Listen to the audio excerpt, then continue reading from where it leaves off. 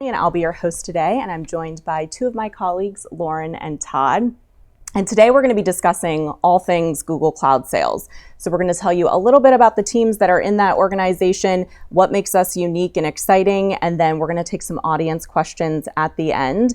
To start off though, a little bit about myself. I am a recruiter here at Google. I've been here for about 5 years. Most of that time was actually spent on the advertising side of the business, hiring sales executives, and then I moved over to cloud sales to help build this organization. Lauren, do you want to tell the audience a little bit about yourself? Sure. Thank you all for attending. I'm Lauren, and I've been at Google for almost 12 years, and I've actually been on a version of cloud the entire time that I've been here, and I'm a leader in the cloud sales organization, and I lead several teams, and one sales team that's really focused on our current customers and how we retain and grow and keep our current customers happy, as well as a team that focuses on how do we support our sellers and make sure that our sellers out in the field have all the resources and are able to use their time efficiently when they're with customers. Todd? Great. So my name is Todd, and I'm grateful to be here today. I've been with Google for just under 1 year, and I lead one of our regional customer engineering teams, which is effectively our technical sales function. Awesome. And to start things off today, let's talk a little bit about what cloud sales is at Google. So it would be great if each of you can maybe share a little bit about your teams and how do they interact with each other and how are they customer facing and what exactly does that mean?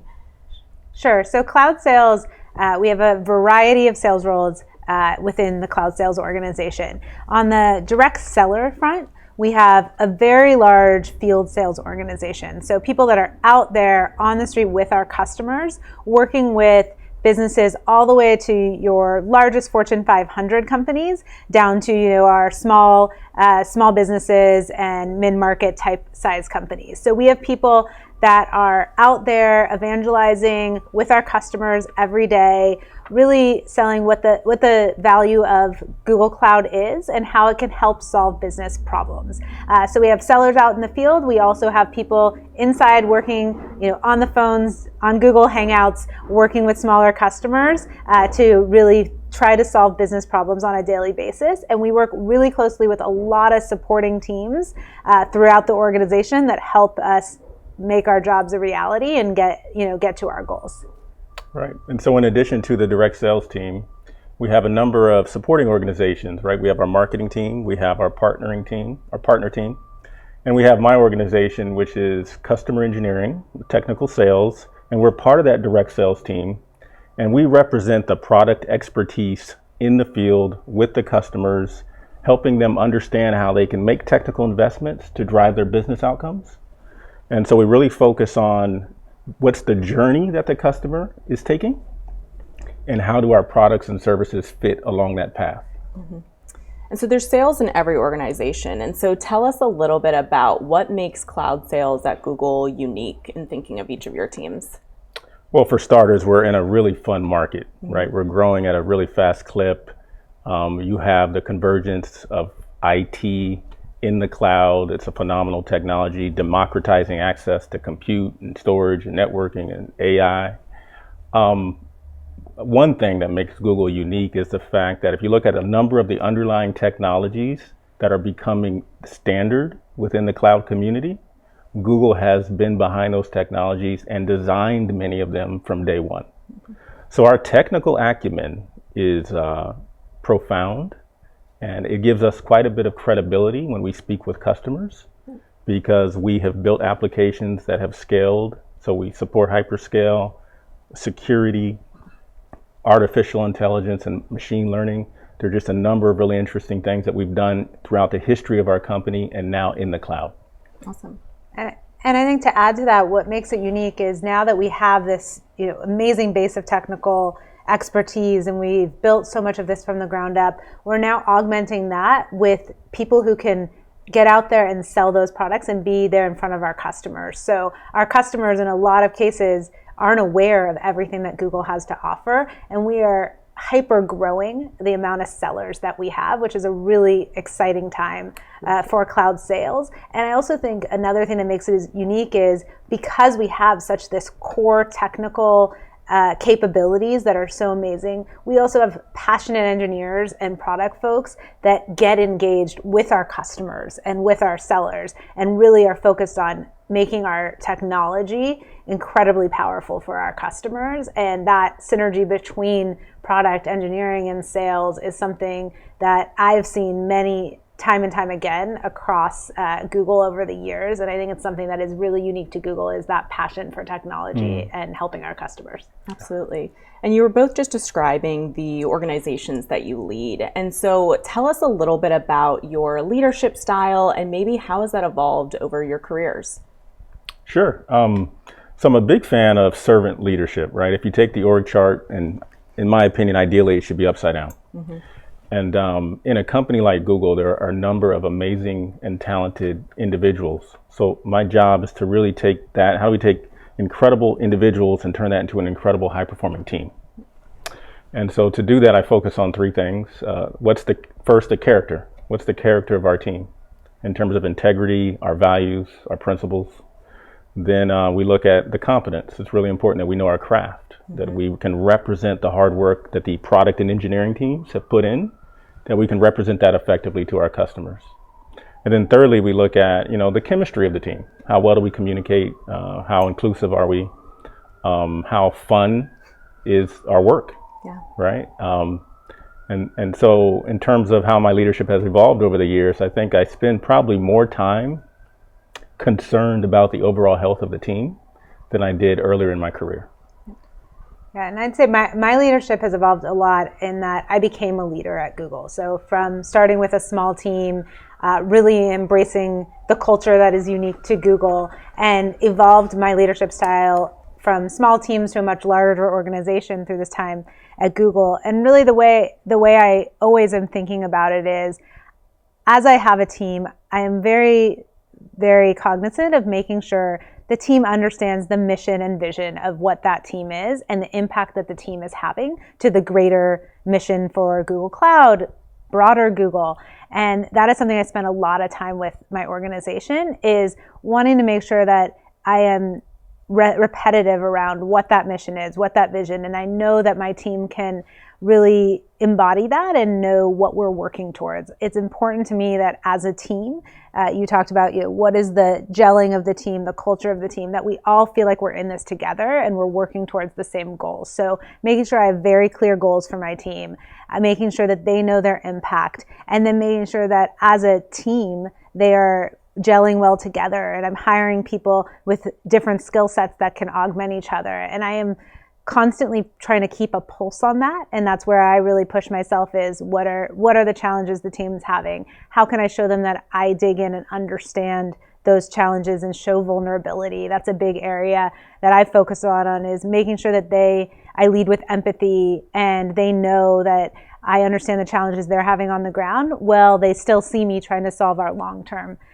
opportunity and challenges, so that I can flex to both, but they know that I'm there to support them day to day, but also that I'm there, really out there evangelizing the team and trying to help them from a career standpoint, from a success in the business standpoint, and so forth. So that's really important as I think about leadership. Yeah, and we're on this tone of leadership. And so leaders really set the culture in an organization. And for some of you that have tuned in, maybe you were just curious to hear about what we're up to at Google Cloud, and maybe some others of you are active candidates or considering applying. And so one of the things, or the biggest concerns or factors for most people when thinking about joining an organization, is the culture. And so I'd love to hear from each of you within your teams as leaders. How do you really create cultures of inclusivity and equity within your organizations? Yeah, so I believe it starts first with the why. So why do we want to create a culture of equity and inclusion?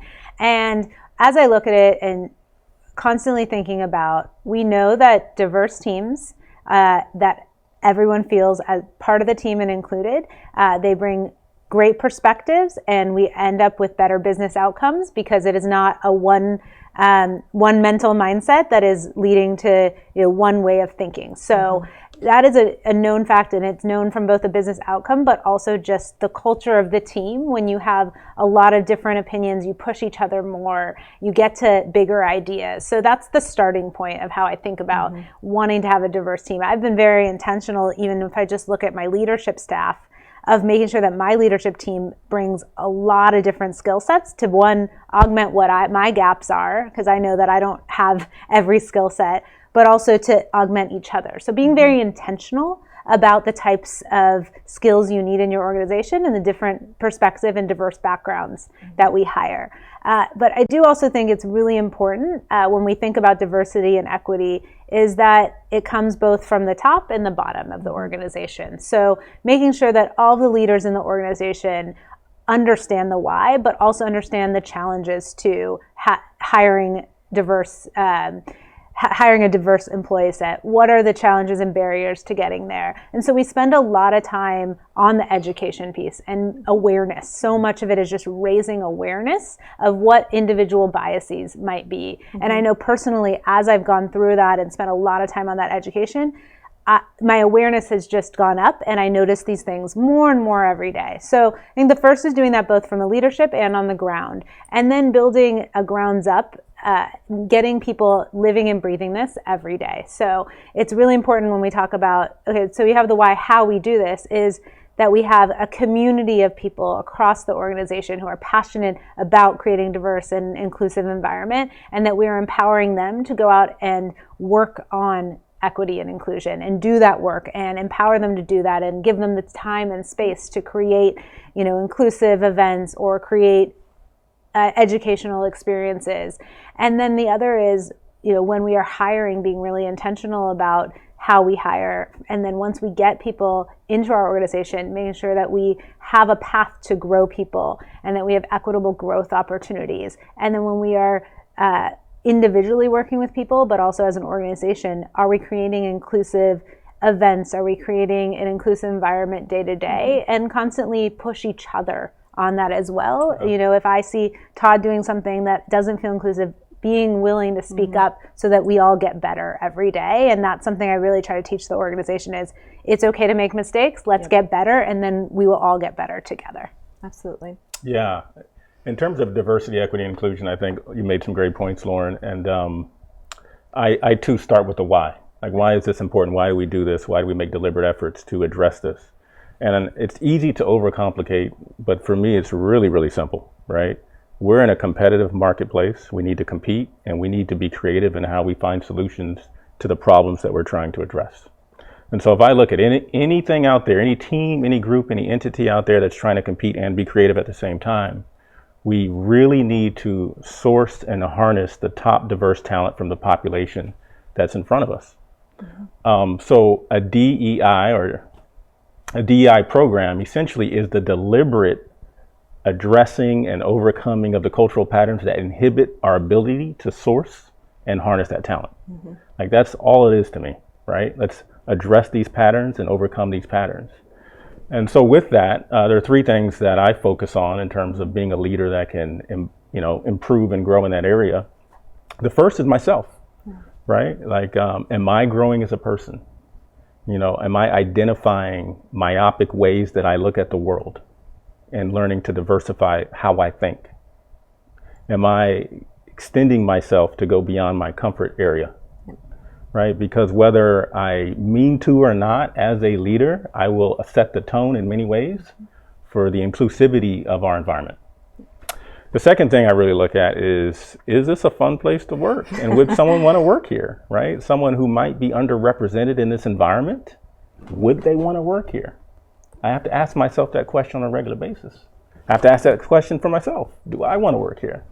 And so as we answer those questions for ourselves and for others, we start to create a more inclusive environment. And then thirdly, something you touched on, I think it's really important to provide some level of sponsorship.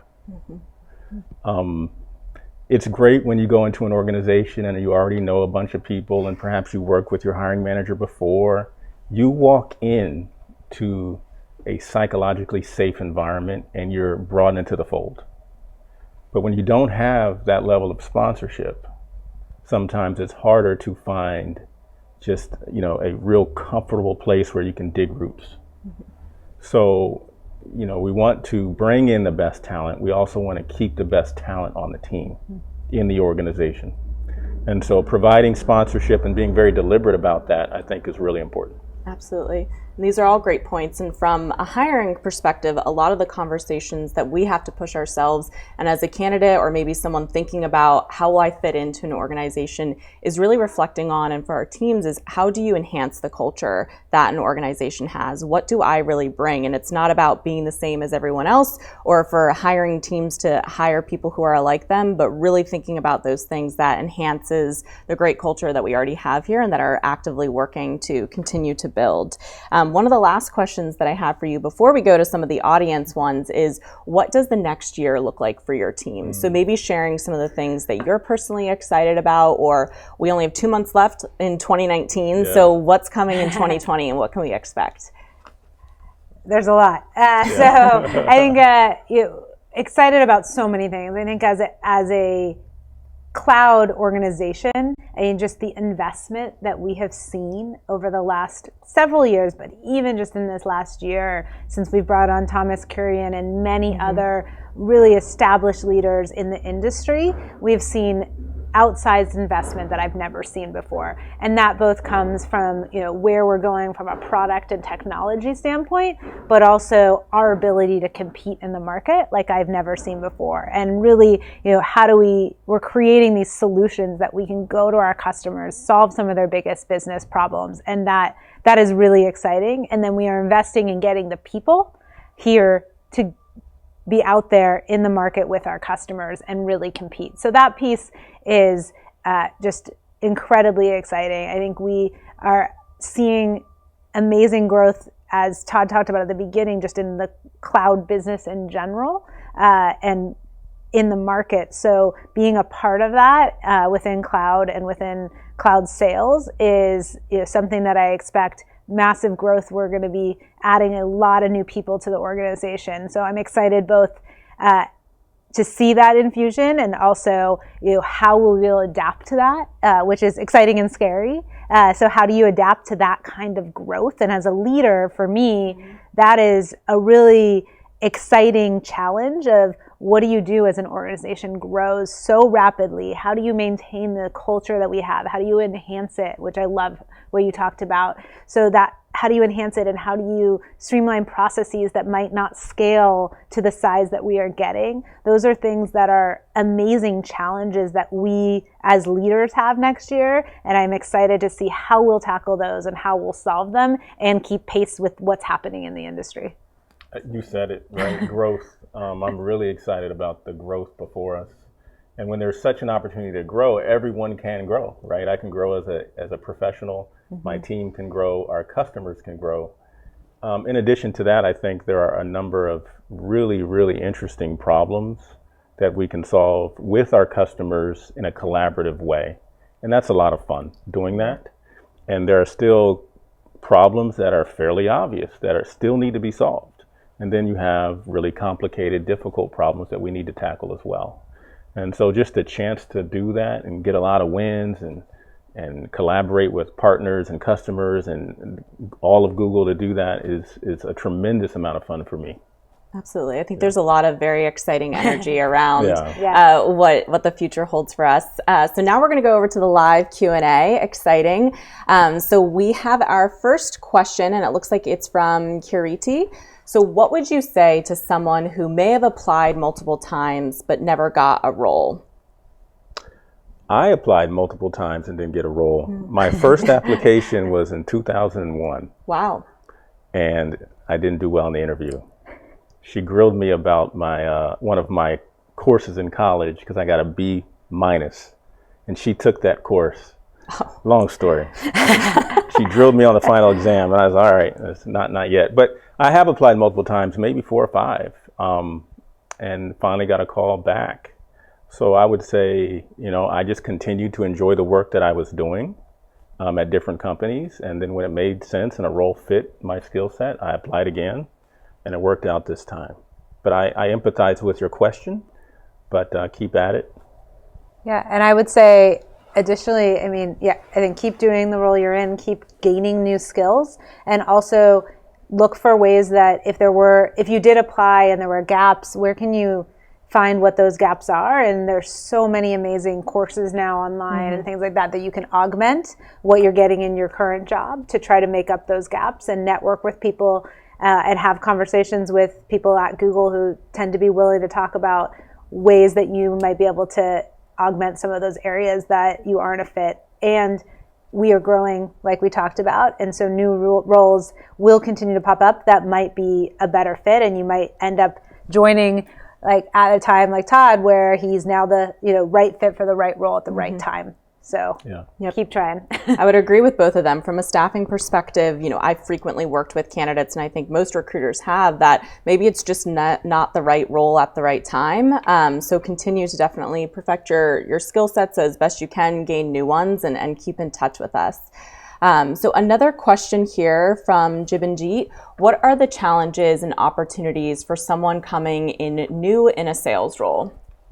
Sure. So I think, as always, when you come in new in a role, sales role or any other role, there's just the challenge to understanding internally the complexity of an organization, understanding the tools, the systems, the product, all of the different pieces that you need to be successful. So I think there's just one is just the onboarding process and trying to get get the understanding of all the complexity around you in the organizational complexity, the product complexity, all of that.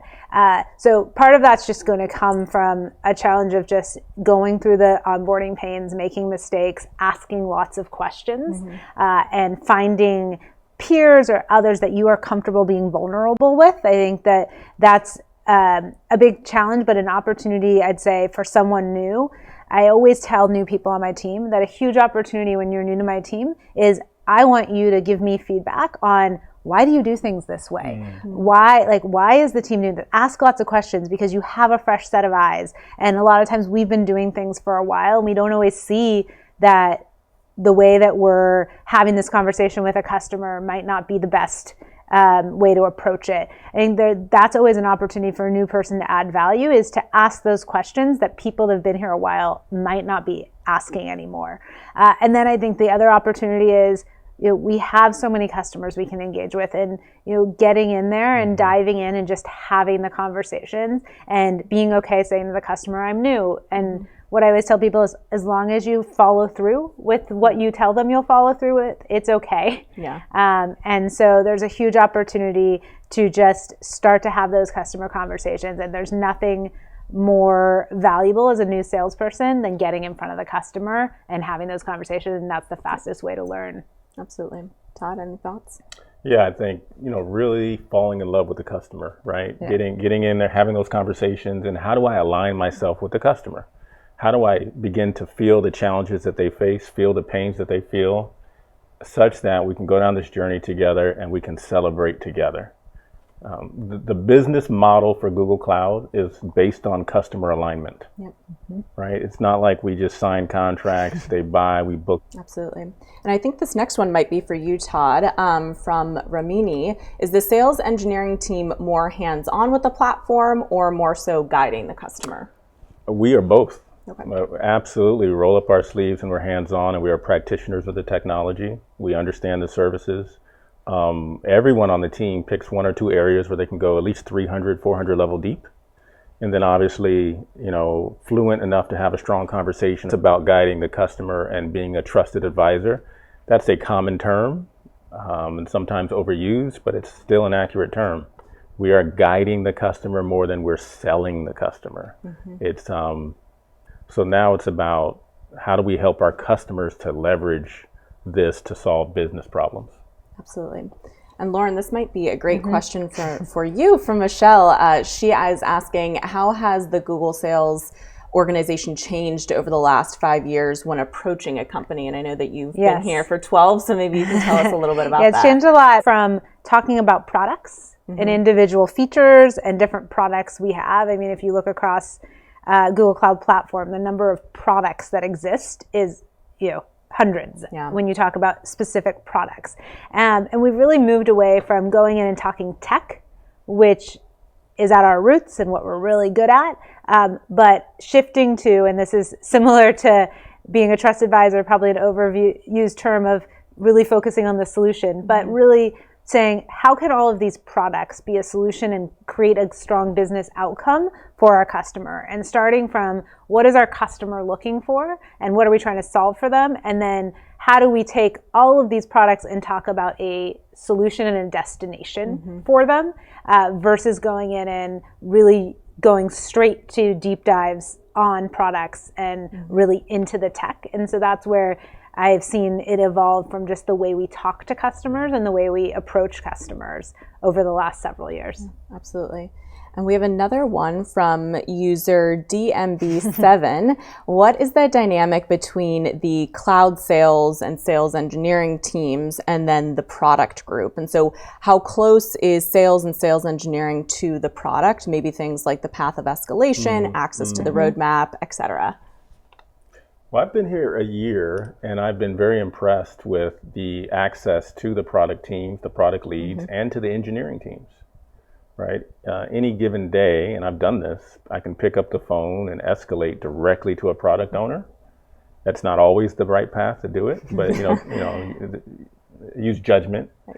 But the product teams, the engineering teams, I find there's a culture of really wanting to understand the customer, really wanting to empathize and solve problems. So it's been a great culture of collaboration. And I would say from a sales perspective, so I've worked really closely with product and engineering teams over the years here, all the way down, especially because I work with a lot of our current customers. So the roadmap for someone that's on our product is really important. It's really important that they have access into what's coming. I've worked really closely with the product team on with a lot of our largest customers on understanding what they need on the roadmap and prioritizing between customer and product and end. So the level of depth that those teams will get into with our customers is really high. And I think they are actually in many ways looking to us to give them that feedback and crave that feedback from us because they don't get to be as close to the customer as we are every day. So I'd say we also have worked really closely on streamlining a lot of the feedback loops, like what is blocking deals when you talk about escalations and things like that. And those are all projects that have been worked on as teams together between product, sales, and eng to make sure we are understanding the priorities of each team and make sure that we are prioritizing the customer and getting the right outcomes across all of the teams. A customer-obsessed culture, as I hear very frequently. Yeah. So we have 2 minutes left, so we'll go to our last question here, which is telling us a little bit about what is the sales model for cloud sales? Direct selling, or do we work with partners on some of these deals? We work with partners all the time. So I'll start with, just because a lot of my team works on G Suite. And from a G Suite perspective, we don't do G Suite deals without a partner, and they do a lot of selling with us, but the implementation and deployment, our customers would not be successful without our partners in these deals. So that's a motion that my team does every day with our partners and making sure that we're leveraging them to help us drive scale in the market, but also help us drive scale ourselves in making sure that we implement successfully. But we also are really trying to find the right service partners across the board to work with our customers. So we're really focused on what are the partners that are going to help our customers be successful with our products. Right. Yeah, I would agree. We do both, direct as well as work with partners. I mean, if you think about the types of deals or the types of opportunities that we work on, I know we're running short of time, but we have workload type opportunities. Perhaps they're building out a data warehouse. Yeah. Then we have digital transformation type opportunities, which are C-suite conversations or board level conversations. Then we also have partnership opportunities. Maybe it's a SaaS application and there's a sell with motion. And so we need to have all three conversations and have them at scale, at different rates of scale. To do that effectively, we absolutely need a partner ecosystem, as well as we have direct engagements all the time. Awesome. Yeah. Well, that is all that we have for you today. Thank you so much, Lauren and Todd, for joining me today. Thank you. Hopefully this gave you all a little bit of a glimpse inside the Google Cloud sales world. For those of you who might be ready to begin the conversation with us about some of the open roles that we have here, in the RSVP link, you can fill that out and you'll be able to get connected with someone directly on our staffing team. And if you want to check out and see maybe what opportunities might be a fit for you, definitely check out the careers page for cloud. We have all of our open roles there. And thank you again for joining us.